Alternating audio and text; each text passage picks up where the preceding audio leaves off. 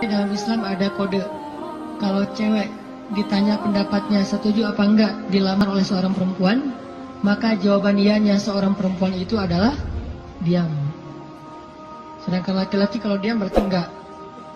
Kalau perempuan kalau diam berarti ya. Kalau dia oh berarti itu ya, husnuzon aja. Jadi kalau nanya, Neng gimana mau sama saya? Dia belum sempat mikir, oh berarti mau ya. Kan diam tadi teh.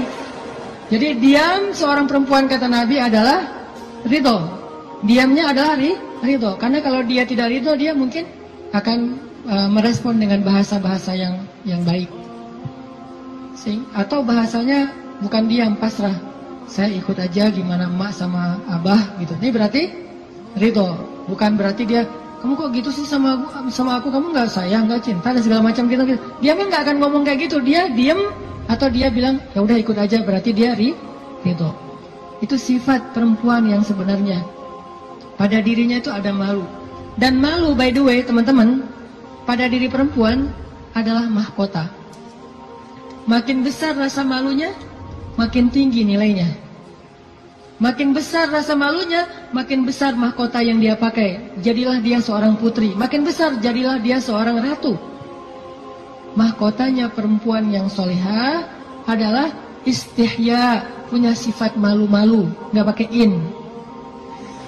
Malu-malu aja, malu-malu, kemana-mana malu, malu-malu. Itu mahkotanya perempuan. Walaupun bukan berarti ketika yang ada perempuan nggak malu dia berani gitu, nggak punya mahkota, bukan. Ini hanya salah satunya. Dan tetap itu kebaikan. Kalau dia nggak terlalu besar dominan dengan sifat malu, mungkin dia dominan dengan sifat yang lain.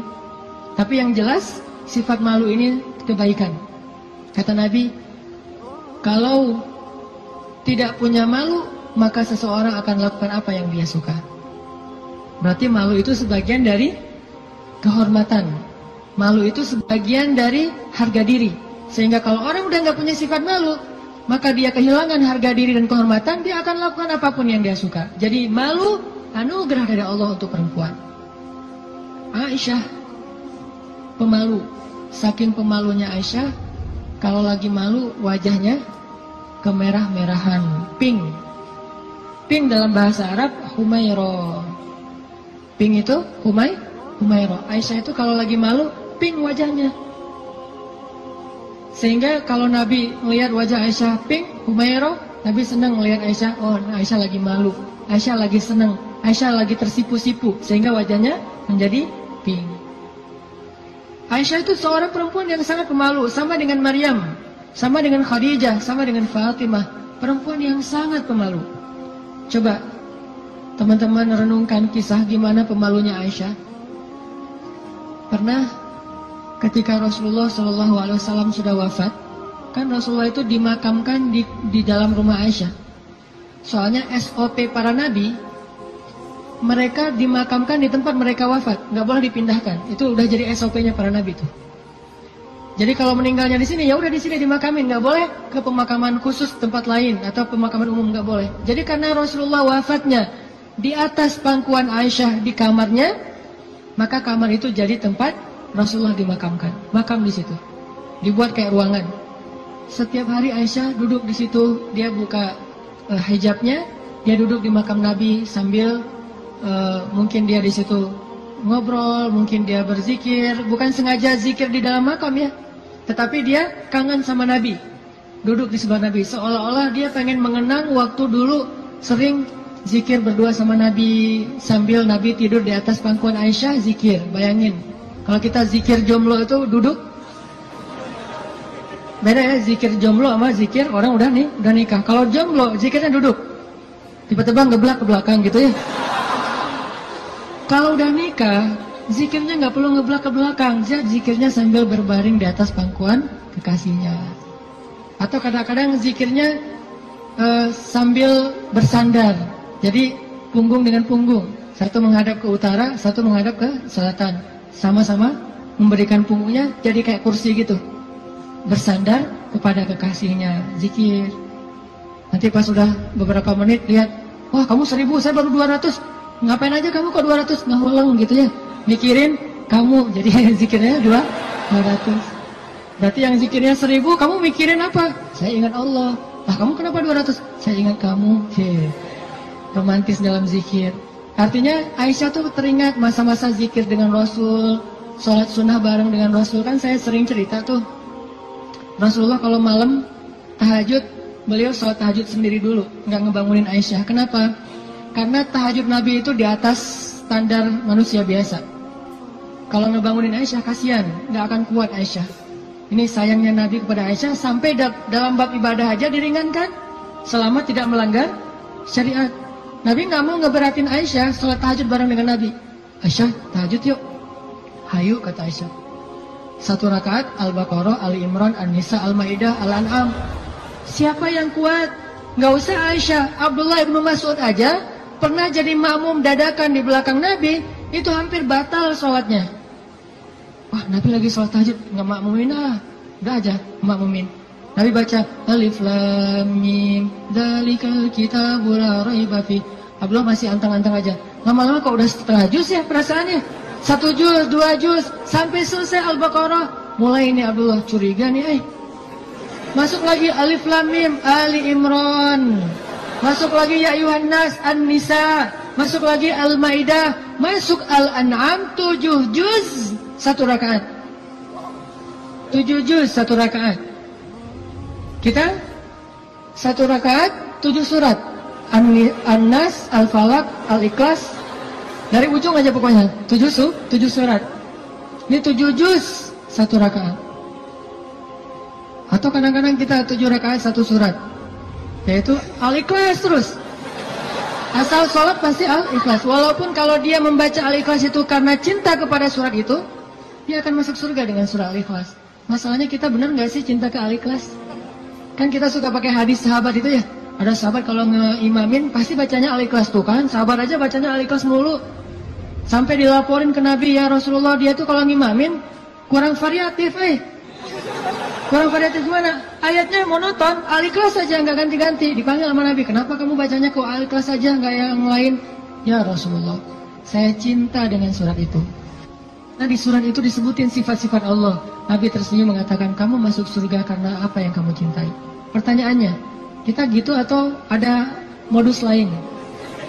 Al-Ikhlas itu nggak perlu mikir dan cepat kan? Jadi bukan karena cinta banget dengan Al-Ikhlas. Ini harus jujur nih. Nabi sholat tahajud. Udah selesai tahajud, baru ngebangunin Aisyah pas witir. Jadi Aisyah itu diajak sholatnya pas witir. Aisyah, witir yuk. Kan Aisyah manja-manja gitu kan ya. Susah bangunnya, akhirnya dipercikin air di wajahnya sama Nabi. Kan saya sering bilang, percikan air ke wajah calon kita. Kalau belum ada, latihan pakai guling dulu. Guling di latihan. Biar pas mercikinnya itu enak gitu. Kalau ini ada lebih rezeki sedikit, beli nano spray. Kan enak tuh, malam-malam nano sprayan.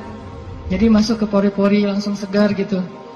Nah, artinya Rasulullah memercikan air ke wajah Aisyah. Ayo Aisyah tahajud. Akhirnya witir bareng. Setelah selesai witir, kan Nabi itu kalau sholat tahajud itu, ini ada tutorial tahajud ala Rasulullah ya. Kan tahajud bebas sebetulnya, tapi Rasulullah juga punya style sendiri tahajudnya. Sahabat-sahabat masing-masing punya style. Ada tahajud di atas atap. Siapa itu? Bilal. Bilal kalau tahajud pasti di atas atap rumah. Umar kalau tahajud pasti depan rumah. Bukan di dalam rumah, di depan. Dia keluar dari rumahnya, tahajud di depan rumah. Bacanya kencang-kencang. Bismillahirrahmanirrahim. Satu Madinah bangun gara-gara suara Umar. Kalau Abu Bakar tahajudnya di musolanya sendiri, khusyuk sendiri, nggak mau ketahuan orang. Ini gayanya beda-beda. Gue dengan gaya gue gitu ya.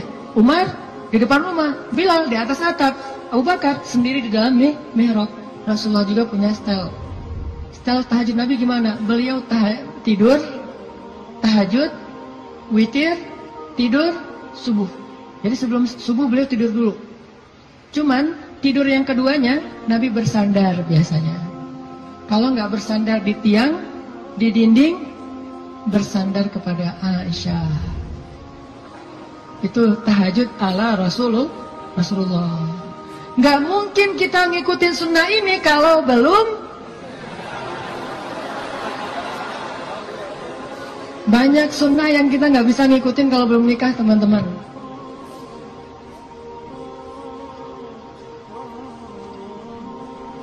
Ya, waktu jam 11.25. Sebentar lagi ya, 5 menit aja lagi.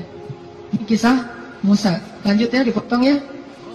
Jadi Nabi SAW itu dengan Aisyah, kalau tahajud membangunkan Aisyah dan tidak membiarkan Aisyah. Artinya Nabi SAW mengajarkan kepada kita bagaimana beliau memperlakukan istrinya, bagaimana rumah tangga beliau, yang itu kemudian menjadi kebaikan kepada Allah. Jadi mendapatkan istri untuk lebih dekat kepada Allah, biar bisa tahajud bareng. Coba bayangin teman-teman, kita pengen nikah. Kenapa kamu pengen cepat-cepat nikah? Karena pengen buka puasa berdua. Bentar lagi Ramadan nih, masa puasa sahur masih sendiri kan? Kenapa kamu pengen nikah? Pengen tahajud berdua. Kenapa kamu pengen nikah? Pengen ngaji berdua, store hafalan. Suaminya hafal surah Al-Ikhlas, store gitu ke istrinya. Kan baru hijrah, Al-Ikhlas dulu kan? Al-Fatihah, Al-Ikhlas. Nanti istrinya store. Store-nya apa? Surah Al-Isra. Ternyata istrinya hafizah. Ya, suaminya baru hijrah. Jadi Al-Ikhlas versus Al-Isra. Beda banget kan? Al-Ikhlas juga masih banyak salah. Kulawahan gak lewat-lewat gitu. Atau kuliah ayyuhal kafirun gak khatam-khatam, muter. Kan la abudu ma ta'budun terus aja di situ kan? Ini karena belajar, baru belajar. Istrinya udah Al-Isra, Maryam, Toha, Qasas segala macam. Kenapa pengen nikah? Karena pengen bareng mendekat kepada Allah SWT. Itu yang Musa cari. Akhirnya perempuan itu datang menemui Musa, sebagaimana Aisyah sangat pemalu. Tadi nggak tuntas ceritanya, next time insya Allah. Datanglah perempuan itu kepada Musa, bilang, ayahku pengen ngundang kamu dinner di rumah. Itu bahasa kita mah, di dinner atau lunch lah di rumah, makan siang gitu. Kayaknya sih dinner, udah sore soalnya. Makan malam di rumah. Oh iya, jalan nih. Tahu gimana cara jalannya? Musa di depan, cewek itu di belakang. Nggak dibalik, cewek di depan, Musa di belakang. Nggak. Etika jalan laki-laki perempuan yang belum muhrim, perempuan di belakang, laki-laki di depan. Supaya apa? Supaya tidak melihat bagaimana cara jalannya. Terus kan Musa nggak tahu rumahnya kemana, gampang, tinggal di Sherlock aja. Kalau nggak Sherlock, kitanya yang jadi Google Map gitu, jadi kayak Waze gitu. Belok kanan, turn right, turn left, after one gitu. Tinggal Musa belok kanan, belok kiri. Yang penting Musanya di depan, perempuan itu di belakang. Dan itu etika yang luar biasa. Sehingga perempuan ini menyimpulkan, laki-laki ini selain kuat, ternyata amanah, nggak caper, nggak sosok dekat gitu. Kan kita lagi di perjalanan, daripada kamu diganggu orang biar aku jagain. Nggak, Musa itu orang yang sangat amanah. Jadi kalau belum nikah aja dia sangat jaga, jangan sampai membuat perempuan ini tercela, apalagi setelah menikah. Sampai di rumah, cewek ini ngomong ke ayahnya, ya abah, bapak gitu ya, ya abati. Itu laki-laki itu kuat dan amanah loh. Kalau ayah butuh pekerja, kayaknya dia yang paling tepat jadi pekerja di rumah kita. Ini sebetulnya kode. Perempuan kalau ngomong dengan bahasa kayak gini, berarti dia perhatian. Kalau dia udah bisa menyimpulkan dia kuat, dia amanah, dia tepat sebagai pekerja, berarti dia perhatian. Kalau enggak, dia nggak akan ngasih komentar. Ayahnya paham, ini bahasa elegan orang zaman dulu. Kalau sekarang kan, ya pengen nikah, gitu kan, vulgar kan ya. Kalau dulu kode tuh, ya itu kayaknya cocok bekerja ke kita. Kata ayahnya, oh ya nanti ayah bicara sama dia.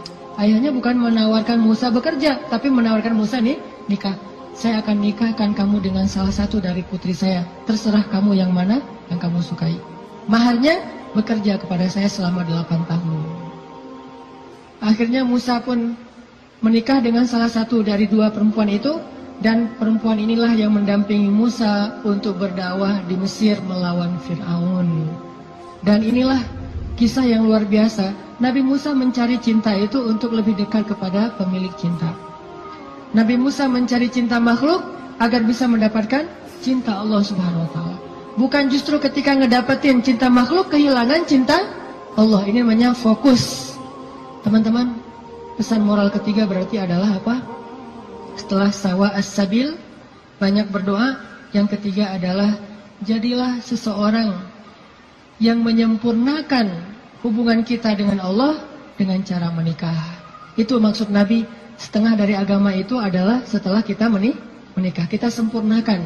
Gimana sempurna? Tadi itu, tilawah sendiri jadi tilawah berdua.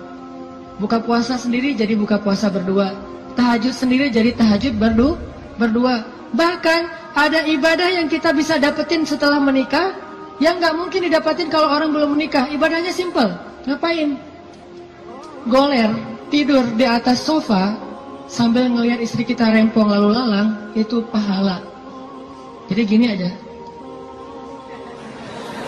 itu sholat sunnah loh. Kalau yang belum nikah hanya bisa mendapatkan pahala itu dengan cara berwudu, sholat sunnah 2 rakaat. Yang udah nikah nggak perlu berwudu, nggak perlu sholat sunnah pun tetap dapat pahala sholat sunnah. Dengan cara apa? Pandangan suami kepada istrinya yang penuh kasih sayang, bagi dia adalah pahala ibadah. Jadi cuma ngelihat doang ibadah. Tersenyum ibadah, kecup di keningnya. Bayangin, Nabi itu habis berwudu mengecup Aisyah. Bisakah kita melakukan itu kalau belum menikah? Ngecup apa? Habis wudu, cium Aisyah ke masjid. Wudu, cium Aisyah. Ini salah satu dalil dari mazhab yang mengatakan sentuhan suami istri tidak membatalkan wudu. Walaupun nanti ada dalil yang mazhab yang lain, Allahu a'lam. Ini mazhab. Tapi Nabi beberapa kali habis berwudu kecup Aisyah ke masjid. Wudu kecup Aisyah. Jadi kalau udah Nabi wudu, Aisyah udah siap-siap tuh. Para istri, kalau suaminya lagi berwudu, maka siap-siaplah kalian, karena sebentar lagi dia akan ke masjid dan lupa mengecup gitu. Biasanya kalau habis wudu, Nabi itu ngecup istrinya, dikecup di keningnya atau di pipinya ke masjid, kecup kening pipi ke masjid. Itu sunnah pahala yang tidak didapatkan kecuali dengan menikah. Setengah dari agama itu ada di dalam pernikahan, sisanya ada dalam status jomblo. Setengah-setengah lah ya. Jadi kalau mau utuh, pernah mengalami masa jomblo yang berat gitu, derita jomblo, kifarat dosa kan ya. Setelah itu nanti mendapatkan setengahnya lagi setelah saya terima nikahnya Fulanah binti Fulan dan seterusnya. Itu teman-teman, maaf gak tuntas cerita musanya. Insya Allah nanti dilanjutkan di kesempatan yang lain, bisa lewat streaming mungkin atau dalam kesempatan-kesempatan yang lainnya.